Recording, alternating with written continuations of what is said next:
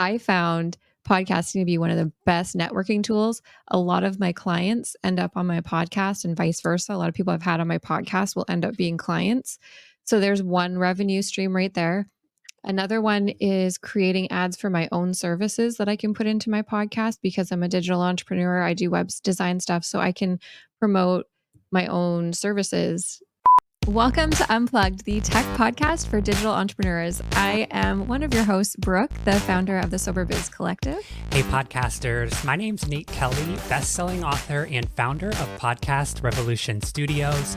If you're looking for tech, tools, and tips on how to utilize podcasting for your business, you're in the right spot. Let's get unplugged. So you were talking about podcast myths for today, Mythbusters? What do you think about it? I have a couple myths. Yeah, I think it might be fun. I want to hear some because I was trying to think of like what I would talk about. I'm like, I don't even know what myths would be. Mythbuster, the Podbusters.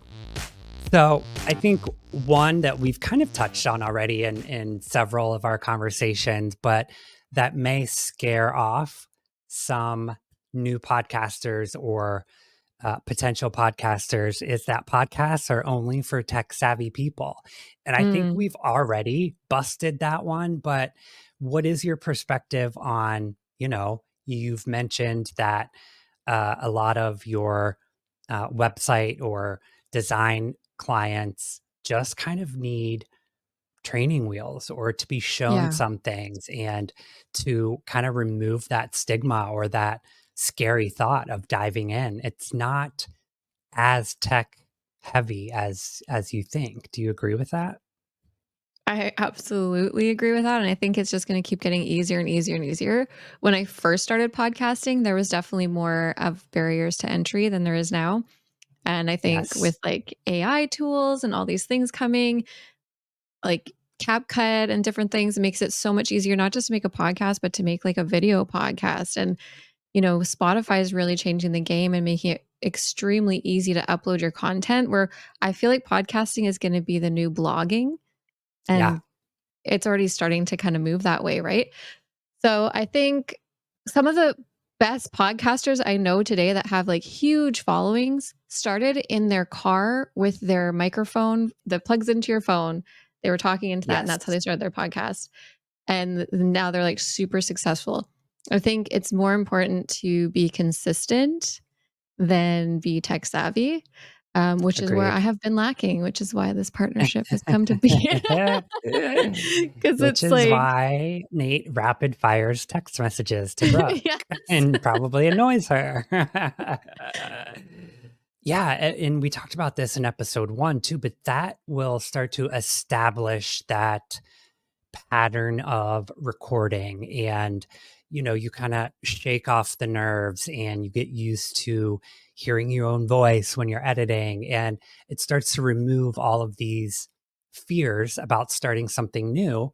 And as you develop your skill set and get better at interviewing and realize kind of the flow of a conversation and an interview, then that might be, the time to invest in a $60 or $70 microphone, download some editing software. But I don't mind the audio that the wired Apple earbuds produce. It's decent. And if you're using a platform like Spotify, to your point, it's very, very user friendly.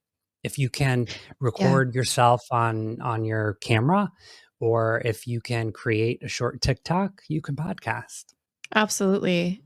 And what a way to find your voice too. Like your closet is an amazing studio. If you have a closet in your home full of clothes, like get in there, like Nate was saying, with the headphones that plug into your iPhone, sit in your closet, do some episodes, get to know your voice, get to know like how you want to show up and what you wanted to produce. And even if you don't press like upload and you don't send it out into the world, just getting that practice is huge. And I find too, when I start something, I get really excited about it. I get into it. And like halfway down the journey, I realize, oh, this was leading me somewhere else. And there's a new show that's going to come out of this. And there's new relationships that come out of things. And it's going to grow and evolve. And that's so much more valuable than, knowing how to edit your videos, like just getting So out there true. and doing it, right? Absolutely. Now, myself, I spent 21 years in the closet, so I prefer a studio setting or, a co-hosted show. But, to each their own. Some go back in the closet, I Yeah. guess. But it is an amazing sound treated, Yeah. probably the most sound treated area and a regular home that you can find is a closet. I think podcasting is reclaiming the closet, because That's true. you're There like we finding your go. voice and telling the Reclaim world it. who you are in the closet now.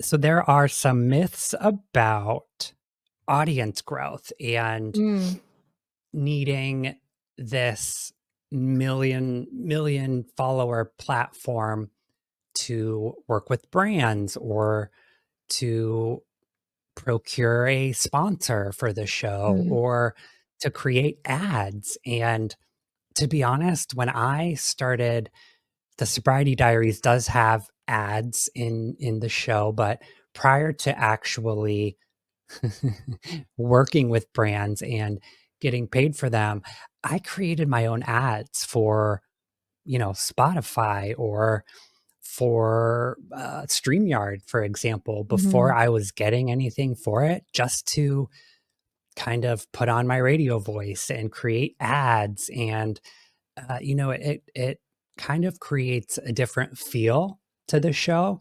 I think some shows are appropriate for ads and some aren't, but there isn't a minimum audience that you need to work with brands. Some brands prefer smaller shows or smaller influencers. So I think as long as there is traction and growth and you kind of have goals that you're hitting and you're increasing, that's how I look at things. As long as I'm getting better and growing, I don't look at somebody else's, or I try not to look at other people's numbers.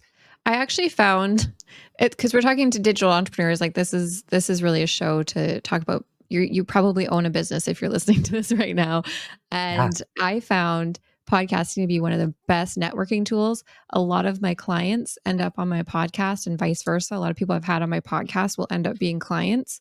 So there's one revenue stream right there. Another one is creating ads for my own services that I can put into my podcast because I'm a digital entrepreneur. I do web design stuff, so I can promote my own services during a podcast episode as well. So there's another revenue stream. You could create a digital download product that could get people on your email list, which is Oh, going to like a nurture 5-day them. challenge? Like a 5-day challenge. Oh, okay. Just curious. Exactly like that, actually. And then, like, to your point, there's so many ways to get into affiliate marketing where you can get codes, you can create an Amazon affiliate link and that kind of stuff.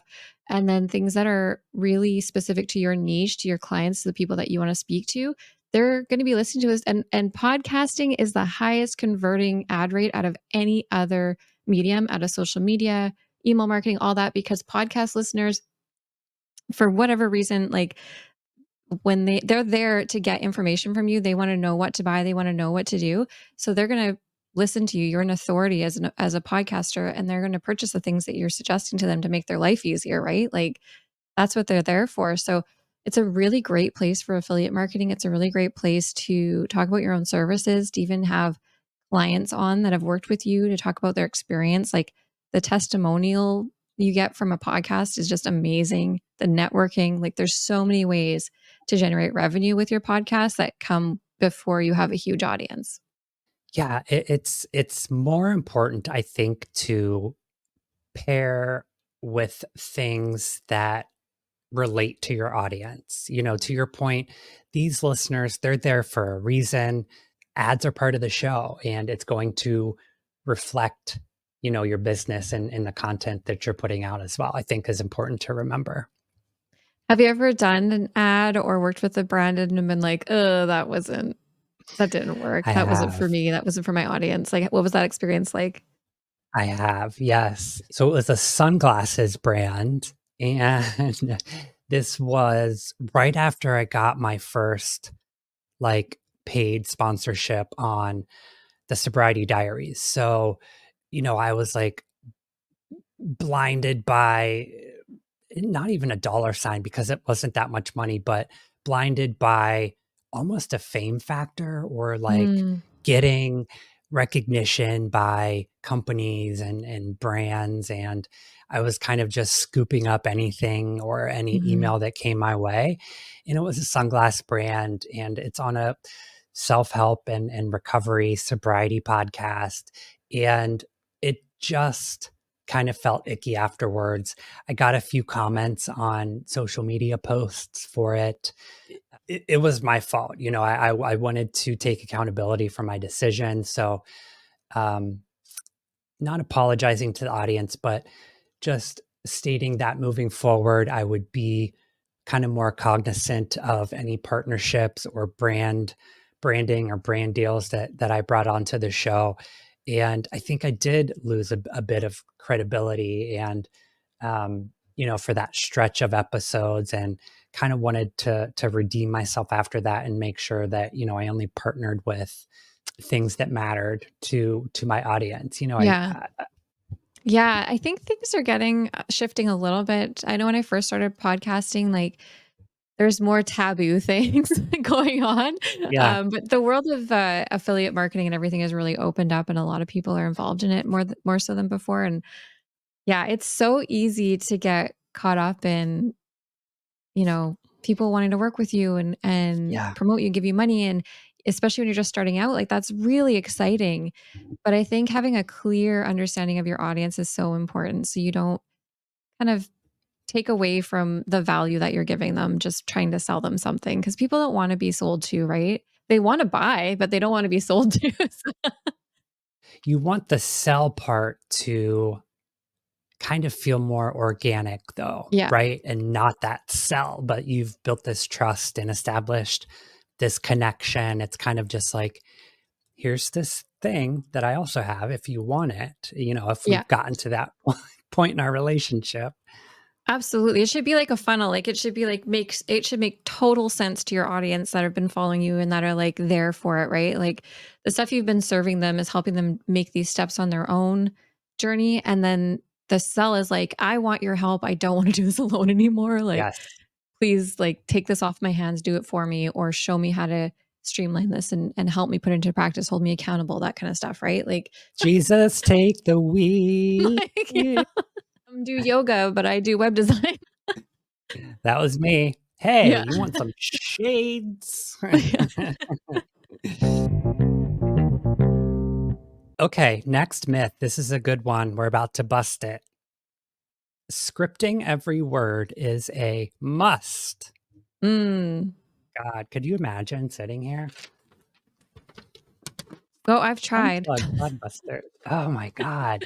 I think, it comes with that, knocking down those fears and just creating a routine for yourself that you get more and more comfortable. I think imagine someone standing on stage and reading a script or Mhm. word for word something at you, not really to you or with you. I think, even if it's not a video podcast, I think that like hesitancy or awkwardness and reading every word comes through the airwaves for sure, even if people can't see you reading it. And it's a time waste. There's no authenticity to Mhm. it or conversational aspect to the show. I can tell for sure when people are reading. Oh, 100%. I think it's harder on a solo show. People can get really into wanting to, like, write down every word because 'cause they're gonna Yeah. forget, and then sitting in front of a mic can be intimidating sometimes, and you might find that you're freezing, so you might wanna write down a script or an outline or something to get started and get your ideas flowing, or maybe you're a better writer than you are a speaker, whatever it is. But, I read a really good book. It was from the people from TEDx. I'm just gonna look up the title so I make sure you guys Ooh. have this. have this to download. I got it on Audible, and then I listened to it in my car, and it really helped me when it come to creating like for I do a lot of public speaking events. So and it's hard to know like when you're public speaking, like do I memorize something? Do Yeah. I, do I just go off the cuff because you're in front of an entire audience? I have anxiety. I was Like, just gonna say, you are sort of now exploring this stand-up part of your do you consider it like part of your business, or is it like a hobby? What is and or how have you write your sets out? so I actually had one of my clients wanted to start a platform for speakers in recovery that wanted to share their stories and get the word out there about, we're healing from mental health, we're healing from addiction, there's life after addiction, and try and find some ways to help actually like solve this problem before it becomes a problem, because we're all looking at like the symptoms of the problem and not what's actually causing the problem. Mm. So I was helping him build that platform. And part of that was I got to start speaking on stages in front of people. And I started like, researching TED Talks and do all this stuff because my imposter syndrome just went like, Right. like I have I've talked on podcasts, but not in front of like human beings. And I used to do like Yeah. plays when I was in high school and I did a couple things at church, but nothing like public speaking, especially things that are This so hard level. 'cause yeah, I'm just talking about recovery and I'm talking about like my brother and Yeah. really hard subjects, grief and loss and all that, right? So I was a mess and I like propped up my camera, talked in front of my phone and like did these little speeches, like watched other TED Talks and all that kind of stuff and put something together, but I was really really fortunate that I was so busy helping him actually put on the event that I didn't have a ton of time to rehearse, and I'm so glad for that because Yeah. I had my ideas, I wrote it all out. I had practiced it a couple times, and then it was just like, "Okay, the rest is up to you, universe." Like, where Yeah. please make Absolutely. this good, you know? And, it allowed me to be a lot more present in the moment, and, like, I had an idea of what I was gonna say. I knew how I was gonna start and how I was gonna finish, and I just let the rest kinda roll through, and then there's a timer going on, so that's how I really got started. For comedy, it's quite different because well, you're writing comedy. Yeah. So But, you write a do you write a joke, or do you write, like, the lead in and, like, the audience banter as much as you can? Like, what's your process? I start with they're called scratches. So as ideas come up through your week and stuff happens, you just like write out, oh, that was Mm. kind of funny and like a little note about it. And then I was in an 8-week class where we would sit and like workshop our scratches every week and like, tell them to each other and then bounce ideas off each other and build on the joke and that. And then you have this like huge joke, and then you have to take that joke and then make it like Yeah. just It's super like that little extra fine. Yeah, because long jokes that you have to explain aren't actually that funny, especially when you're standing in front of a crowd. For podcasts, it's okay, but when you're doing Oh, stand-up, do you you want them get to, like, it? be, like, clear. Yeah, but that was wild, and I found that I definitely over-rehearsed because I was so nervous. I think writing out your set is really important, like knowing what you're gonna say and everything, and then again, just leave it to the side. By the time I got on stage, I was almost sick of my own jokes, because I had just, like, Oh, I'm practiced them sure. so much.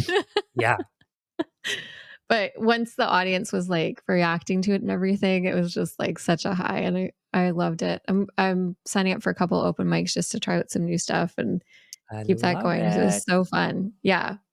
You are like the poster child of courses and classes and challenging yourself and learning new things. It's like inspiring. I really Uh, yeah, I don't especially for something that is so anxiety driven and just out of really anyone's comfort zone with the exception of like 0.001% of like successful famous stand-up comedians.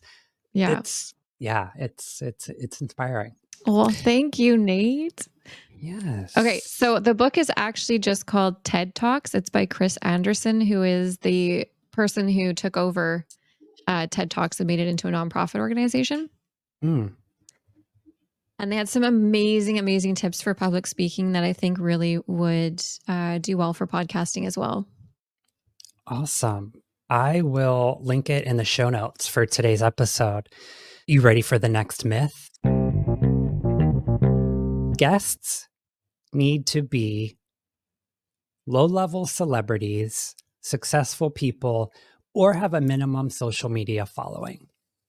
Mm, I mean, I think that one is just kind of silly, to be honest, especially, coming from two people who started like self-help and recovery-based vulnerable shows. I think that everyone has a story to tell, and part mhm, of, the responsibility that I take on as a host in that sort of genre is helping someone to find their voice and leading them through the conversation and mhm.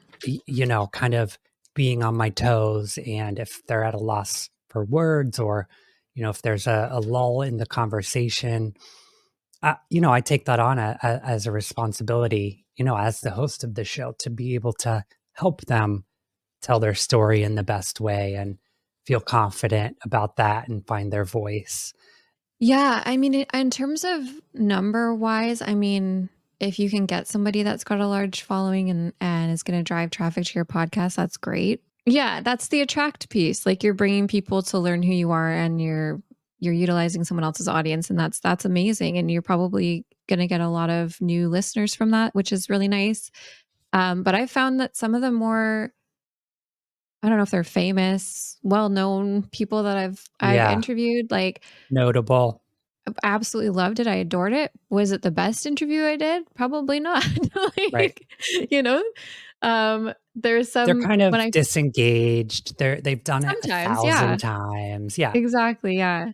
And, everyone's heard their story. There's so many places that people can hear from them too, so it's like, it's good. I've had really good experiences, and I have not good experience. If I had a guy we were supposed to interview, he didn't even show up. He didn't Hmm. respond, like, we had him booked, and he just never showed up, and we had his whole community had posted on his, Facebook group that he was gonna be there, so we had all these people for a live show on Wow. Facebook that, were kinda disappointed. So what we ended up doing was pulling people from the audience that were Mm. watching the show. We put the Zoom link in there, and we're like, "Just come on, we'll bring you in, and we'll have a chat, and that's gonna be our episode." It was the best show we did. Like, it was so good. I got to meet this woman that I still connect with today, and, like, just seeing her journey in recovery and stuff and what's going on for her. Like, it was just probably better than actually getting to interview that guy, just Yeah. hearing from all the people that were actually listening to the show and bringing them on just so sporadically like that too. So, like, the universe always has a plan, right? Absolutely. Yes. I Yeah. love that so much for scripting every episode. Sometimes the universe just, comes together and that sort of magic happens. Yeah. I think also you said something that kind of resonated with me is, the consistency is important, getting your episodes out each week, developing that sort of interview and storytelling Mhm. technique, getting your show out there, continuing to build your audience. And there comes a time when it kind of flips and people are reaching out to you because they want Mhm. to be on your show. And it's not so much of a grindstone where you're chasing people and looking for guests that are appropriate. I remember when that started happening with the sobriety diaries, and it kind of was a sense of validation that we're reaching the right people, and what I'm doing matters in a way. Mhm. Yeah. I think there's something too with people that haven't really been heard before, sharing their Yes, stories for the first so time. There's true. this vulnerability and this like magic that happens. And those are the episodes always. Like it's never the big ones that I think are gonna be huge or whatever. It's those small, intimate, like, people who have never podcasted before, they're sharing their story for the Yeah, first time. It's so real. There's so much emotion in it. They're really in it when they're sharing because, like you said, they so haven't true. shared it, like, a million times, right? And those are the ones I get the emails for that are like, "Oh my gosh, that just changed my life." Like, I really needed to hear that. That was so beautiful. Like those are the things people are actually connecting with and responding to and sending me messages about, even if they don't have the highest listens, like they're really making the biggest impact. And there's like this deep sense of gratitude, Yeah. to your point. It may be the first time that they're telling their story and they realize that, they have a story to tell and that it matters and that people are listening. Um, yeah, my And then they're favorite. gonna You're share such it like crazy too. Yes, Like they want so everyone true. to know. Be Yeah. like, listen, I'm on a podcast. Okay, last myth for today. We're busting myths all over the place here on Unplugged. Quality or quantity for your first 15 episodes? Mm. I think we've kind of already touched on this. Yeah. My vote's quantity because it's specifically saying like in the beginning, you're still getting your feet wet. I think the quantity and the repetition eventually leads to quality, in my opinion. Yeah. I think it also like define quality because for me, like I got so caught up in I need to have all this stuff to make it look good and sound good Yeah, and you know? true. And then Yeah. and then you sit in front of the mic the first time, you're like, "Oh, I have nothing of quality to actually say." Good point. Right? Like, it might sound good, but I sound like a moron. Yeah, exactly. So I think it is important to find your voice and to practice and to allow yourself permission to suck at it and for it to sound weird and whatever. I'm working on a project with some friends called the Nice Girls Club. It's a in-person podcast. And we had to get one done because we've been doing this for 6 months, like getting it started. So I bought Yes. these like 15, I got 3 mics for $40 off of Facebook Marketplace, so I'd have enough for everybody, you know? Yeah. They weren't the best quality, and, we sat down, we did our first episode, and the audio is kinda weird because I had the processing on my Rode because I just got it, and it's got new features, and I didn't spend the time to, like, look through it or whatever. So things weren't great, like, there was some like, as someone who edits things all the time, I'm like, "Ugh." Yeah. I hate this so Ee. much. Oh. But we put it out there and it's got the highest listens of a lot of stuff I've put out right now because we just had so much fun doing it, and we gave ourselves permission to suck at it and to just enjoy it because we were both in this comedy class together, so we're making, like, a comedy podcast sort of thing that talks about, like, mental health and recovery and stuff. Yeah. She's pretty funny too. Yeah, yeah, yeah, and we got a lot of people that were in that course that we wanna talk to and, like, get their voices out there and do live shows and stuff. So I'm really excited for it, but totally in the space right now of like, we just need to get done, get our dynamic Right. down, like practice this and have fun sucking at it for a while. And then we're only going to get better, right? That's right. It's only up from here. Well, as someone who also edits a lot and is always kind of listening for something, as an outsider from that show, I didn't see any audio issues. I loved it. I What? thought you guys had a good banter. Um, so yeah, I'm Oh, sure that's it has good. high downloads for a reason. Well, every time we laughed, the mics cut out because it would like peak. So Oh, you got can't it. hear any laughter. It's just like silence. Well, yeah, there you go. There you go. Nice Girls Club. We'll link it in today's show Yes, notes. please. Check out Brooke's comedy podcast. Thanks so much for hanging out today. Make sure you subscribe to us on YouTube for all of our video content at Unplugged Tech Pod. And join us in our Facebook group, facebook.com/group/unplugged podcast. Also, make sure to throw us a 5-star review if you are finding this content valuable for you and your digital business. We accept all forms of reviews, Apple Podcast, Spotify follows, YouTube, telling your grandmother about us. And make sure to share the episode with one person in your life who may find it valuable. And we'll see you next time on Unplugged. And I think it's good enough, and we're just gonna keep getting better.